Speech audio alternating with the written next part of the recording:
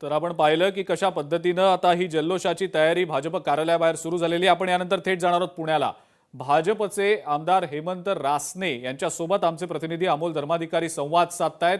निकालाला अवघा आता 1 तास उरलेला आहे। 10 वाजता मतमोजणी सुरू होतीये। अमोल,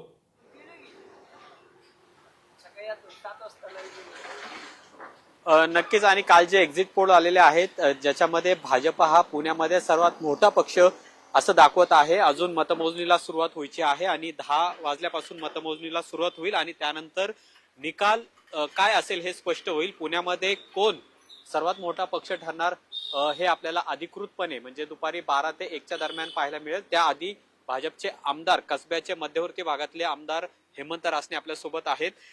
काय नेमका अंदाज आहे? तुम्ही सुद्धा प्रचारामध्ये सक्रिय होता, तर काय सांगतात? म्हणजे एक्झिट पोल तर सांगतात की तुम्ही सर्वात मोठा पक्ष असाल, पण तुमचा अंदाज काय स्वतःचा? नाही, पुणे महानगरपालिकेच्या दृष्टिकोनातून जर आपण विचार केला तर पुण्यात 100 पेक्षा जास्त आणि 120 ते 125 पर्यंत भारतीय जनता पार्टी स्वतः एकटी स्पष्ट बहुमतात नक्की सत्तेत येईल हा तर विश्वास आहे। त्याचबरोबर ज्या कसबा मतदारसंघाचं मी प्रतिनिधित्व करतो त्या कसब्यामध्ये जवळजवळ 5 प्रभाग हे येतात।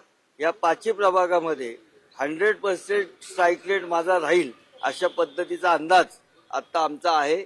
साधारण 1-2 तासानंतर चित्र स्पष्ट होईल, परंतु 120 पर्यंत पुणे शहरात आणि कसब्यात 100% भाजप अशा पद्धतीचं वातावरण हे साधारणतः संपूर्ण माझ्या मतदारसंघात आणि शहरामध्ये दिसत होतं।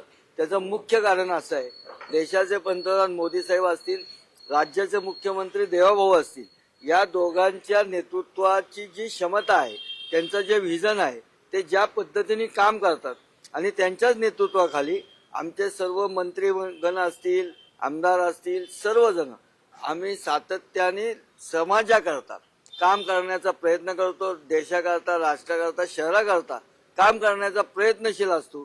त्या विरुद्ध जो विरोधी पक्ष आहे तो टीका करण्यापलीकडे काही काम करत नाही।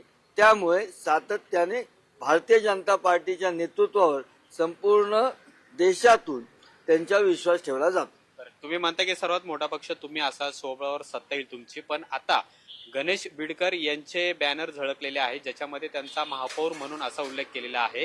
तर भाजपमध्ये असं काही ठरलेलं आहे का की एक हाती सत्ता आल्यानंतर गणेश बिडकर यांना महापौर करायचं? नाही, मुळात अजून आपल्या आरक्षणच पडलेली नाहीये। शेवट गणेश बिडकर हे आमच्या पक्षातील सिनियर नगरसेवक आहे। निवडणूक प्रमुख म्हणून सुद्धा त्यांच्याकडे जबाबदारी दिली होती। स्वाभाविक आहे की त्यांच्या कार्यकर्त्यांना असं वाटणं की बाबा आपला जो नेता आहे तो अनेक वर्षाचा सिनियर आहे आणि त्याला पक्ष नेतृत्वाने निवडणूक प्रमुखाची सुद्धा संधी दिली होती, तर त्याला पक्ष नक्की संधी देईल अशी आशा आहे। त्यामुळे त्याच्या जवळच्या कार्यकर्ते असतील, मित्र असतील, अशा लोकांनी तशा पद्धतीचे बॅनर हे लावले असतील। निवडून येतील ते, कारण की समोर रवींद्र धंगेकर यांचे चिरंजीव आहेत, तगडी फाईट तिथं होईल असं बोललं जाते। नाही, आत्ताच्या पद्धतीमध्ये मी जे तुम्हाला सांगितलं तोच विषय मी पुन्हा सांगतो।